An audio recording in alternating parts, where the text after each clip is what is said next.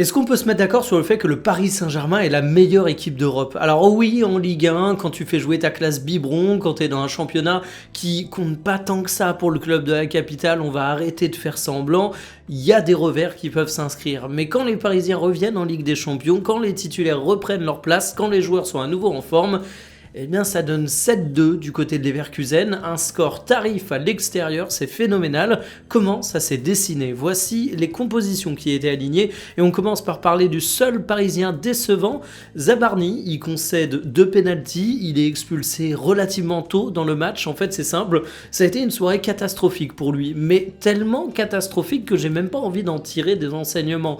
Parfois t'as des joueurs qui font des mauvais matchs et c'est criant sur leurs lacunes, mais alors là, le match de Zabarni était tellement en dessous ce qu'on peut attendre que j'ai juste envie de dire que c'était une soirée cauchemar. Il y a des jours, tu te lèves, il n'y a rien qui va. Bah je me voile peut-être la face, mais je pars du principe que c'était vraiment ce genre de journée pour Zabarni. L'homme du match, ça peut se débattre, mais en termes de côté spectaculaire, je dirais que c'est Désiré Doué.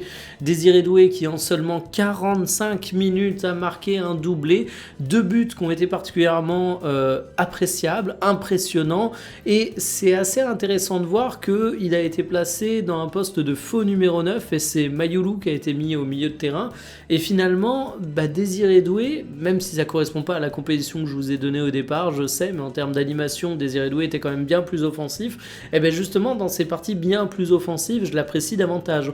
On peut essayer de me prédire tant qu'on veut un avenir de Désiré Doué au milieu de terrain, c'est vrai que c'est un joueur qui a une polyvalence, mais dans une équipe comme le Paris Saint-Germain qui aime être en contrôle, moi je lui vois davantage un avenir devant, et finalement il est sorti tôt, mais ça tombe plutôt bien parce qu'on sentait que physiquement il se faisait bouger de temps en temps et que c'était encore un joueur qui était sur le retour. Sinon que vous dire, les Parisiens excellents, ils ont été très nombreux.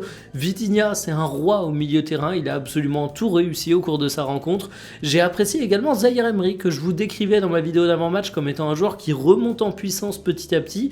Et bien dans son style de jeu, il a signé une belle prestation aussi. Et puis je terminerai en parlant de Nuno Mendes. J'aurais pu parler de tous les Parisiens encore une fois, mais pourquoi Nuno Mendes? Parce que je disais en introduction que le PSG était peut-être la meilleure équipe du monde. Est-ce que Nuno Mendes ne serait pas le meilleur latéral gauche du monde du moment? Je pense que si. Voici les statistiques de la rencontre. Une domination parisienne très très forte, mais 8 tirs cadrés, 7 buts, ça fait mal pour les Leverkusen. Flecken, le gardien adverse, sort un très mauvais match. Le PSG était juste au-dessus du lot collectivement. Et ce qui est très fort, c'est qu'Ousmane Dembélé est rentré, a fait une bonne demi-heure de jeu, a été buteur, mais même sans lui, eh bien tu te rends compte que Paris est trop fort.